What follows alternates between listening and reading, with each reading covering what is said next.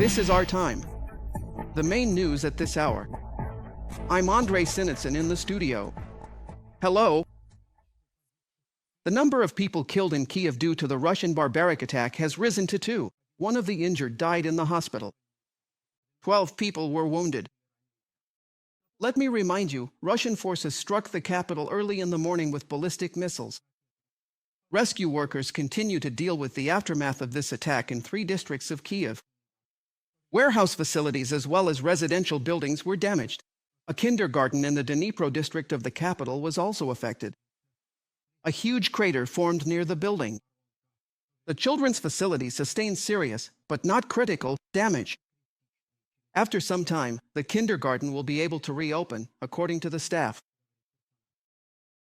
We just didn't expect that this would hit us, that this would happen to us. It's good that everyone is still alive. There was no one in the kindergarten. Well, the security guard is alive. So everything turned out okay, since the war is ongoing, and it doesn't look like it's going to stop anytime soon. Every day there are alarms, and the kids, both little ones and older ones, run from one room to another. When there's an alarm, we take everyone there. One rescuer was killed and another was injured as a result of a missile strike in the Sinelnikov district of the Dnipropetrovsk region. Russia launched a second strike while firefighters were putting out the blaze at the impact site. A woman was also killed, and 7 more people were injured. 2 fire and rescue vehicles, residential houses, and shops were damaged. In the Pokrovska community, a Russian drone crashed into a residential building, causing a fire there. Fortunately, no one was hurt. In addition, as a result of artillery shelling in Nikopol, a garage with a car inside caught fire. Russia launched 9 ballistic missiles and 62 drones at Ukraine overnight on Saturday. About 40 of them were Shahids, according to the Ukrainian Air Force.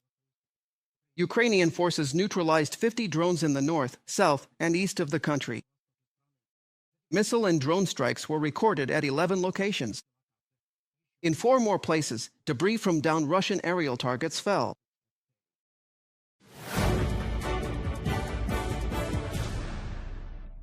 Ukraine will receive 5,000 British-made multipurpose missiles in the near future. This was announced by British Prime Minister Keir Starmer yesterday during a meeting of the coalition of willing countries in London. Kyiv's partners are also ready to implement a 5-point plan that will bring a just peace closer in Ukraine. Larissa Petruk will tell you more about this. One of Ukraine's priorities today is long-range weapons from its partners, with the goal of forcing Moscow to peace, said Volodymyr Zelensky during talks in London. As soon as Putin felt the pressure and the possibility of tomahawks appearing in Ukraine, he immediately announced his readiness to resume negotiations. But as soon as the pressure disappeared, he once again rejected diplomacy. So for us, it's obvious what needs to be done. We need broader capabilities to carry out deep strikes. Everything Putin does is just an attempt to delay new forms of pressure. We need to instill in Russia the will to negotiate, and I am ready to meet in any meaningful format. And the current line of contact could serve as a starting point for negotiations, real negotiations. In turn, the Prime Minister of the United Kingdom suggested that partners act in a coordinated manner and set a plan through the end of 2025. According to Keir Starmer, it includes 5 points: pushing Russian gas and oil out of global markets, strengthening Ukrainian air defense and supporting critical infrastructure, helping Kyiv acquire long-range weapons, working on security guarantees, and unfreezing billions in Russian assets. We need to reach an agreement on finalizing work with Russia's sovereign assets and unlock billions of dollars to finance Ukraine's defense. The EU made a strong start by initiating consultations to meet Ukraine's financial needs, and the United Kingdom is ready to act together with the EU to move forward as quickly as possible in this direction and ensure these funds reach Ukraine. The idea that Russia should pay for the damage it has caused to Ukraine is the only way forward. Of course, there are several technical issues that need to be addressed. We have a lot of details to work out. But above all, this is a political decision, a political choice. I fully support this idea, and I think we need to work on finding a solution before Christmas. This will allow us to provide funding for Ukraine in the coming years. In addition, London will soon deliver 5,000 multi-purpose missiles to Kyiv, 140 of which have already been supplied, Keir Starmer stated. The initiative will strengthen Ukraine's air defense and create new jobs within the UK itself. The coalition of the willing will also continue to put economic pressure on the aggressor. All participants in the negotiations are united in solidarity. The sanctions imposed by the U.S. against the largest Russian oil companies will deprive them of revenue and significantly increase pressure on Putin, forcing him to come to the negotiating table. They once again demonstrate President Trump's full commitment to ending this war and establishing lasting peace in Ukraine. In Ukraine, Putin is not achieving significant success on the battlefield, and his gains are minimal. They come at a tremendous cost. Hundreds of thousands of Russians are dying because of Putin's deceitful aggression. Europe is expanding its capabilities in the defense industry and is working on securing reparations payments to Ukraine from frozen Russian assets, confirmed European Commission President Ursula von der Leyen on her X social media page following the meeting of coalition participants. Larissa Petruk for Freedom TV channel. Japan is ready to support Ukraine in every possible way, but it will not supply lethal weapons. This was stated by the deputy head of the office of the President of Ukraine, Ihor Zhukov, during the Jednoviny TV marathon. According to him, Kyiv understands this position. I should note that Japan's newly elected Prime Minister Sanae Takaichi joined the meeting of the coalition of willing countries in London the day before and confirmed Tokyo's intention to continue supporting Kyiv. France is ready to deploy troops as part of security guarantees for Ukraine in 2026. This was stated by the Chief of Staff of the country's ground forces, Pierre Schell. He addressed the members of the Defense Committee in the French National Assembly and emphasized that the French army is ready to respond to several challenges at once.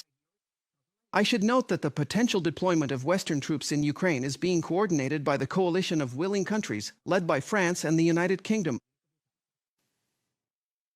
Dozens of helium weather balloons crossed the Lithuanian border on Saturday night. The authorities of that country resorted to emergency measures. They suspended operations at the two largest airports and closed border checkpoints with Belarus. The restrictions were put in place until noon on Saturday. According to Lithuanian Prime Minister Inga Rodžaniana, the decision was made in accordance with the recommendations of the country's National Security Commission. The commission will meet again next week to assess the effectiveness of the measures taken. This is already the third such incident in just the past 2 months, according to Lithuanian authorities. According to their data, Belarus uses these balloons to smuggle cigarettes. Responsibility for this is placed on the Lukashenko regime, since it does not prevent illegal activities. Turkey is ready to organize a meeting between Donald Trump and the Russian dictator Putin at any time. This was stated by the country's president, Recep Tayyip Erdogan. He expressed regret that the meeting in Budapest did not take place and emphasized that any dialogue would be useful for ending the war. Let me remind you, earlier U.S. President Donald Trump canceled his meeting with Putin and admitted that he was disappointed with the pace of negotiations with Russia. Meanwhile, Donald Trump is setting off on a major tour of Asia. On October 30th, the American president will meet with Chinese leader Xi Jinping. On the agenda, in particular, will be the Russian Federation's war against Ukraine. In addition, Donald Trump wants to influence China to stop buying Russian oil. One of the topics we will discuss is Russia and Ukraine. The U.S. has imposed sweeping sanctions against Russia and would like Beijing to help increase international pressure on Moscow. We have things to discuss with President Xi, and he has things to discuss with us. I think we're in for a good meeting. Donald Trump, President of the United States. Subscribe to The Gaze and stay updated on the most important events, top news from Ukraine and all over the world, in-depth analysis, exclusive reports and interviews, all on hand in our channel. Join our community of viewers and stay tuned.